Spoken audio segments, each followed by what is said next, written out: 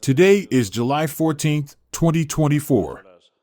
Just a few hours ago, on the 13th, something happened that, once again, will mark the world scene, especially in the United States.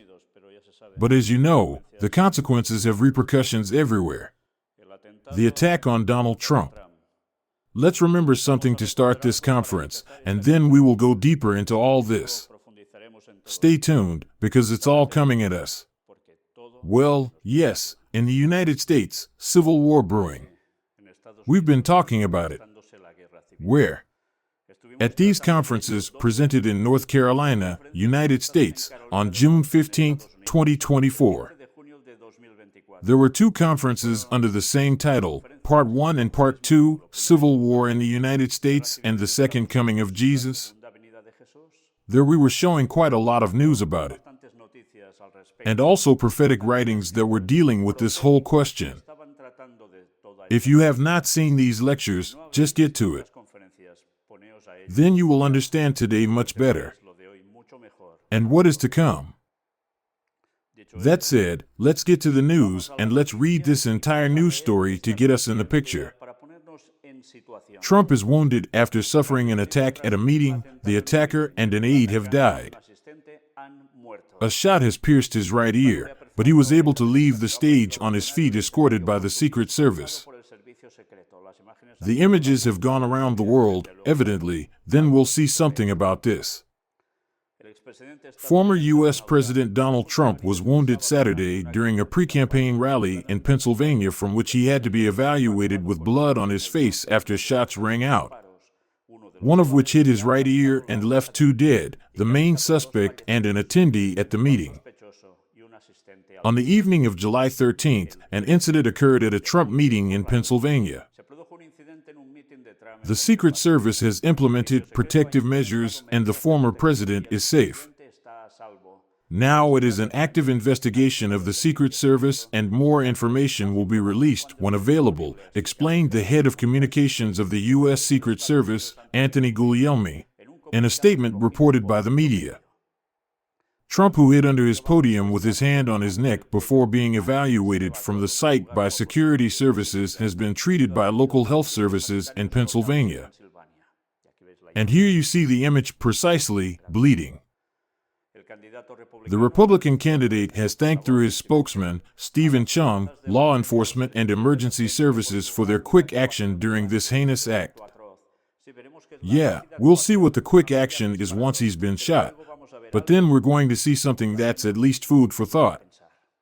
President Trump is doing well and is being examined at a local medical center. More details will be forthcoming, Chung added in another statement. And here you have the image that says it all. After being wounded, he is lifted up by the Secret Service and his security service, and he does something, this gesture right away, and he keeps it. First with a face like of rage, of victor, of moving on. All this is very important. Later, Trump himself has spoken out through his social network, Truth Social, where he has thanked the U.S. Secret Service and all law enforcement agencies for their quick response to the shooting, and has expressed his condolences to the family of the person who died in the demonstration and also to the family of another person who was seriously injured. The Republican has given a first-person account of how he was shot with a bullet piercing the top of his right ear. I knew right away that something was wrong because I heard a hissing gunshots and I immediately felt the bullet go through my skin. There was a lot of bleeding, so I realized what was happening, he has continued. It's unbelievable that such an act could happen in our country, he has pointed out, while confirming that the shooter is now dead, although nothing more is known about him. Far from being intimidated by what has happened, Trump's advisors have stated that he is looking forward to the Republican National Convention Milwaukee scheduled for next week. VS, and what's going to transpire there? Listen. President Trump looks forward to joining all of you in Milwaukee as we proceed with our convention to nominate him as the 47th President of the United States. As our party's nominee, President Trump will continue to share his vision of making America great again, reads a press release. Interesting, on the 13th he receives the attack, and very shortly before they go to Milwaukee and he can be nominee for President of the United States. The 47th. Well, some numbers are coming out. If you're wondering, the 47th, put 4 and 7 together. After the President Joe Biden, he has reached out to his predecessor in office, according to a White House statement. Biden, who has previously condemned the events on his X account, showing himself grateful that Trump is safe, has announced to himself that he will bring forward his return to Washington to continue receiving information from law enforcement instead of spending the weekend in Delaware as he had planned. Yes, Joe Biden, stating thus: "The attacker has been beaten and an aide has been killed. The incident has left 2 dead, including the prime suspect in the shooting, who has been neutralized according to police sources." You know, when it says neutralized, it means he has been killed.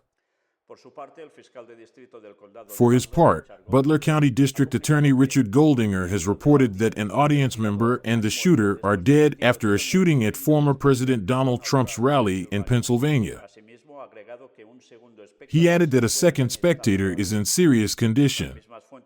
The same police sources have pointed out that the person who shot at Trump was on the roof of a building located outside the venue where the event was held, at a distance of about 120 to 150 meters from the politician, according to an analysis of positions prepared by CNN based on reports received. However, there are still many unknown details about the incident, its perpetrator, its motivation, and its victims. Now it is known who the perpetrator was. In this regard, House Speaker Mike Johnson has promised to conduct a full investigation of the tragic events. Attempted assassination. The FBI has described the event as an assassination attempt against the former president, and they have appealed to the public, asking them to communicate any information that may help in the investigation as they continue to work feverishly to identify the individual who did these and the motives behind it. Well, it's been, they say, a 20-year-old individual precisely, from Pennsylvania, where he was doing the rally, and it's ended up the way it's ended up. This afternoon, we had what we call an assassination attempt on our former President Donald Trump. It's still an active crime scene. Special agent in charge of the FBI's Pittsburgh field office Kevin Rojek told a press conference. For his part, Pennsylvania State Police Lieutenant Colonel George Bivens added that a shooter has been tentatively identified, but assured that their work will not end here, as they are following up on a lot of information and it will be some time before they can conclusively answer the question of who did the shooting. However, Bivens has assured that there is currently no reason to believe that there is another threat. They are also looking at whether there was one or more of the shooters. Shots fired while talking about immigration. The rally had started almost an hour late, and when Trump took the floor, he did so for 10 minutes in which he charged with harsh words against immigration, going so far as to sign that there are 20 million illegal immigrants in the country who need to be deported. It was in the middle of this diatribe when shots were heard, and later Trump put his hand to his ear and fell to the ground, which caused the immediate reaction of the security services who evaluated him. Also at Mitons, he was as usual criticizing Biden, but lo and behold, at this point he was talking about immigration. As Trump was evaluated by the Secret Services supposedly to Pittsburgh, the nearest city, the Republican candidate's supporters began to shout USA, USA. Well, USA, USA, you know, USA, USA. While the authorities ordered over the loudspeaker for the attendees to stay in their seats. Although the majority of the attendees obeyed the orders, a group of about 30 angry people went to the place where the journalists were to blame them for what had happened, according to EFE. Interesting, huh? They were going towards the journalists to blame them for what happened. These exalted people, all male and middle-aged, rebuked the journalists, calling them leftists and shouting F, you, and it's your fault. and tempers were so heated that the police had to interpose themselves between them and the reporters, given the obvious risk of aggression. Look how tense the situation is in the United States. The population is totally divided. Let's see now the video where Trump is wounded after suffering an attack at the rally. The attacker and an assistant say they are dead. But watch Donald Trump's reaction when he is lifted up, because it is extremely important. We see something that said, take a look at what happened. Hold,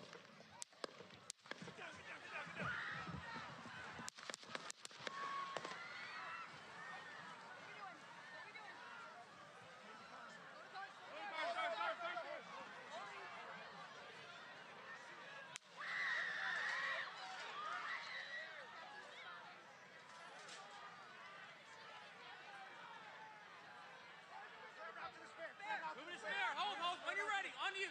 Ready? Move! Up, move! Go! Up. Hawkeye's here. Hawkeye's here, move it to the stair. Stair, get ready. Stair, get ready. We ready? Shooters down. Shooters down. Are we good? Shooters down. Are we good to move? Shooters down. We're good to move. We're clear. Let's move. Let's move. We're clear.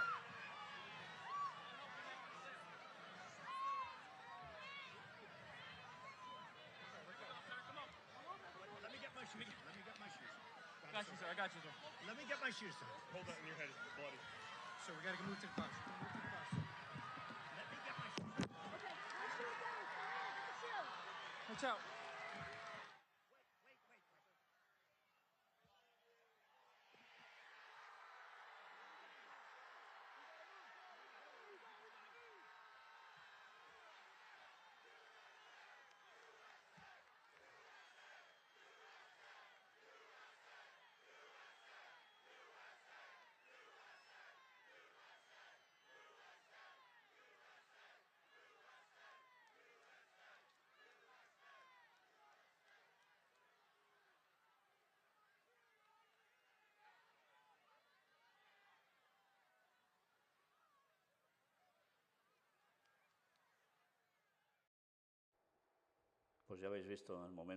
Well, you have already seen the moment when he was lifted up. After a while, he throws his fist upwards, biting hard, showing his teeth clenching. This gesture of rage, but at the same time of victory.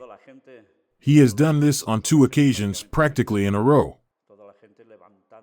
And all the people standing up making the same gesture that evidently points to a sign of victory. A sign that whatever the impediment, they are going to win. Anyway, you already know everything that this is going to drag. If you have not seen the conferences in North Carolina, please watch them, because you will understand very well what is going to happen in the United States. Security forces reportedly ignored a tip-off about a sniper before the Trump shooting. According to one BBC interviewee, while he and his friends tried to warn the police for several minutes, the Secret Service just watched and did nothing until gunshots rang out. Witnesses near the site of the rally where Republican presidential candidate Donald Trump was shot and wounded detected the shooter before the attack and tried unsuccessfully to alert law enforcement. According to a witness named Greg, he and his friends saw a man on a rooftop near where the event was taking place. We noticed the guy crawling on the roof of a nearby building 50 feet away from us. He had a rifle. We could clearly see him with a rifle, he told a BBC reporter. Look, this is the distance between one place and the other where the shooter was on that roof, and where precisely the meeting was taking place with, in addition, the Secret Service stationed there, and stay tuned for the pictures afterwards. According to their words, they tried to alert the police for several minutes while the Secret Service agents just watched and did nothing until 5 to 8 shots rang out. And then you will see the footage and stay tuned to see how they had him aiming, but did nothing until he fired. Not one sad warning shot near him to get him to back off. No, nothing. The shooter was up there absolutely at least 3 or 4 minutes. We were aiming at him for the Secret Service who were watching us from the top of a barn. They were watching us the whole time, Greg said, adding that the agents neutralized the attacker only after he fired the shots. Meanwhile, tycoon Elon Musk shared on his X account the video with the interview of the witness and wrote, "The head of the Secret Service and the leader of this security detachment should resign." Why? They didn't act fast. Why? Well, who knows, don't you? Here you have the place where precisely that shooter, that 20-year-old boy, was well positioned, stretched out. And here you have it with the image distorted so as not to offer his image directly, as it already appears in this media. A member of the public was also killed in the incident, according to the local prosecutor quoted by the Washington Post. This is how the snipers reacted to the attack on Trump. One member of the public was killed and another is in serious condition while the shooter who wounded the former president was shot down. You see them as they are positioned, they are the police. They have everything very well set up so they can shoot. In fact, they are in position one already fully to shoot, the other one, he could do it, the one that is higher. It is spread on social networks, a video of the reaction of the police snipers after hearing the first shots aimed at former President Donald Trump during a campaign rally this Saturday in the state of Pennsylvania. In the images, it can be seen that, although the team of shooters was prepared, this was not an impediment for the attacker who managed to hit the right ear of the Republican candidate.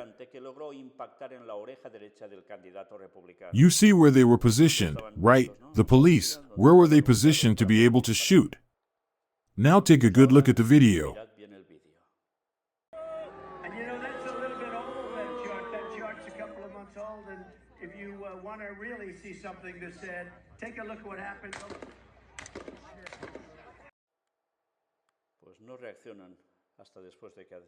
Well, they don't react until after the president or former president, who is on his way to becoming president again, has been shot.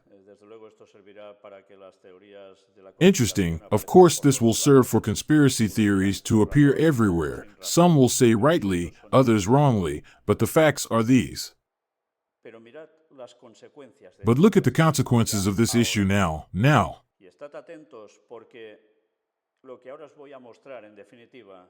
And be attentive because what I am going to show you now, in short, will be the previous step to the conferences that we will have to do in Chicago, God willing soon, very soon, where we will talk precisely about the Civil War in the United States and the return to Christianity. This is the news that appeared saying, U.S. Catholics unite in prayer after assassination attempt on Trump. After the attack, Trump stated on his campaign team's official social media, "I knew immediately something was wrong when I heard a buzzing sound, gunshots, and immediately felt the bullet piercing my skin. There was a lot of blood, so I realized what was happening." God bless America. Notice after being hit, when he makes the statement that he realizes what was happening to him, he ends up saying God bless America in exclamation with power. Once again, notice where this whole issue is going to lead. The Catholic Church in the United States unites in prayer. Obviously, it is assumed that many Protestants will do the same. U.S. Catholic bishops and well-known Catholic leaders spoke out in the aftermath.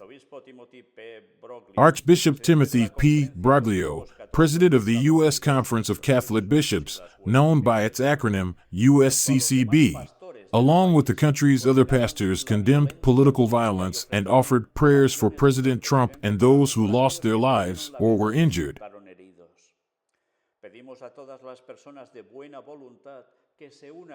We ask all people of goodwill to join us in praying for peace in our country. Mary, Mother of God and Patroness of the Americas, pray for us, he added.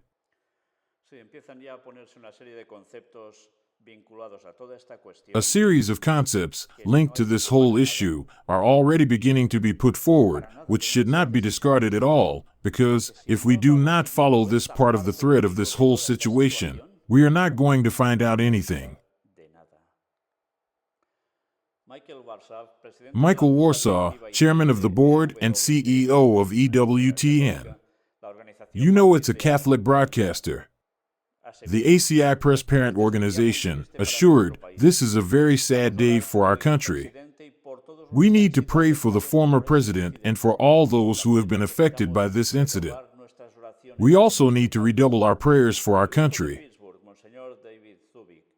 The Bishop of Pittsburgh, Monsignor David Zubik, where the attack took place, released a statement saying he was deeply shocked after the events that occurred right in front of one of our churches in Butler County. We are grateful for the quick actions of the Secret Service of our local first responders. Let us join in prayer for the health and safety of all, for healing and peace, and for an end to this climate of violence in our world. May God guide and protect us all, he added. The Catholic bishops of New York State condemned through their social networks violence of all kinds and added that they are joining all people of goodwill in praying for former President Trump and any other injured people. For his part, Monsignor Robert Barron, Bishop of Winona Rochester, Minnesota, also offered his prayers for the former president and those injured. We must abandon the path of violence. May the Lord bless our troubled nation. You see, troubled nation, why? Because of the situation that is taking place, absolute partition into two sides. Monsignor William Shawn in McKnight, Bishop of Jefferson City, Missouri, prayed to God that the United States may be united in peace during these times of division. You realize they have it clear. There is a tremendous division in the United States. Two sides created, generated, and I say generated and very expressly generated to provoke something in that country. Meanwhile, the Archbishop of San Francisco, Monsignor Salvatore Cordileone, demanded, through his X account, the end to this political violence and prayed to God for the protection of Trump and President Joe Biden. Democracy dies under gunfire, he added. Interesting phrase, huh? In a live ABC News interview, a woman who was present at the rally stated, "We crouched down, huddled together, and started praying." Another woman commented, "How can I say it? You have to have God in your heart to be able to have freedom and everything." This is just a sad situation. Do you realize what they do in this situation? Pray. Why? Well, it's obvious. When things are going so bad, people grab hold and look for God any way they can, whether they have done it before or not. Well, there will always be the atheist on duty who will not want to know anything even in those key, transcendental moments. But other people react this way, and in the United States, surely many. All this should make us think a lot. This generation in two sides, in which we are now in the United States. What does it mean? Well, that it has been working over the years, putting two candidates to the presidency, that one has been president, now he is ex-president, the other one is still president. But the previous one can be president again, both of them raised and placed in Catholicism. Curious, eh? And facing each other, and making a whole nation face each other with their declarations. And this does not make us think about the Vatican movement behind all these things. What happened with Abraham Lincoln? The Jesuits pulled the strings for his assassination, didn't they? And what has been happening over the years, looking for the power of the United States to be totally bent and to serve, of course, the Vatican power. And everything is being prepared for something to happen in that country, which will lead them to fully seek, theoretically, God after a great misfortune, a civil war, and then there must be a change in that country. A change where the debauchery and what has been proposed for years becomes the complete opposite, and a return to a theoretical Christianity in which some things are expected to happen and the prophecy told us so many years ago. Vaya cosas se esperan que van a acontecer. Y la profecía nos lo decía hace muchísimos años. Pero antes, mirad esto. But first, look at this. Biden talks on the phone with Trump and prays for him. We must come together as one nation. There is no place for this violence. Well, the thing is, he prays for him, all very believing, capable of doing the 1,001, but all of them very believing. Well, look at this prophecy from Revelation 13 verses 11 to 14. And I beheld another beast coming up out of the earth, and he had 2 horns like a lamb, and he spake as a dragon. We have already shown in Bible studies that this second beast is the United States, and he exerciseth all the power of the first beast. And we have also shown that the first beast is the holy seat of the Vatican before him, and causeth the earth and them which dwell therein to worship the first beast, whose deadly wound was healed. Something must happen that will make that power. You know that when it speaks, it means, in a matter of laws, prophecy. It will do something so that the people will put themselves at the feet of Rome again, of the papacy. And he doeth great wonders, so that he maketh fire come down from heaven on the earth in the sight of men. And there is also something else mixed in, an apparition of Satan posing as Christ and performing great miracles. Fully united, you see, the 2 beasts. And deceiveth them that dwell on the earth by the means of those miracles which he had power to do in the sight of the beast, saying to them that dwell on the earth, that they should make an image to the beast, which had the wound by a sword, and did live. And about of all this that we have already spoken at length and demonstrated, Bible in hand, what is it that is brewing so that it will end up happening? Yes, it is true. The prophecy does not give details that there is going to be a civil war in the United States. Biblically, it is difficult to see it, isn't it? It doesn't tell us anything about the first civil war. Well, the only one there has been in the United States. But we did know, through the prophetess of the Lord, inspired by God, giving amplitude to biblical prophecy, the details that were needed for the end time. That there was going to be a first civil war in the United States, and that there will be a second one. And then all this will come. Are we aware of it?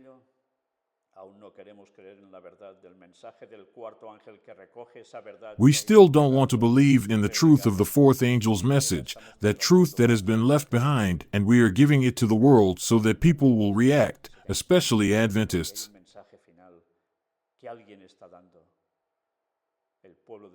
And realize that there is a final message that someone is giving, the people of the 3rd Elijah, and you still don't want to pay attention. Everything is coming.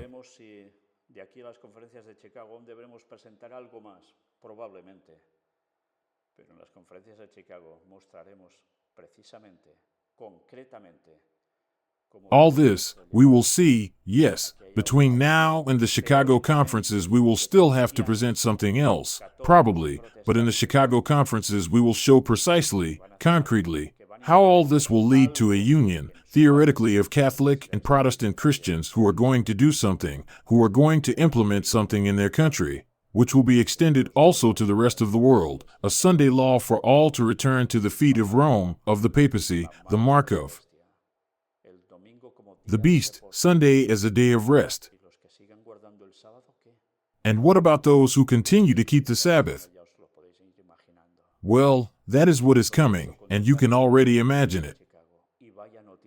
All this in detail in the conferences in Chicago, and what news we are going to show there. They are already giving full credence that this is what it will be like. The signs of the second coming of Christ are getting closer and closer and being fulfilled in front of us.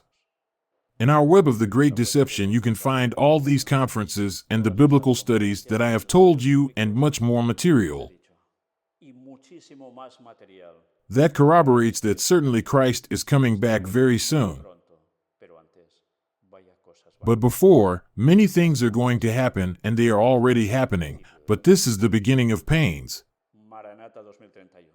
Maranatha 2031, 7 years for the return of Christ, 6 years for the plagues, which will happen 1 year before. Pero antes habrá la ley dominical. But before that there will be the Sunday law. We will see all about that too. Although we have already seen it many times, soon we will see it again. Let's see if this way we will realize who is telling the truth. Dios os bendiga. God bless you.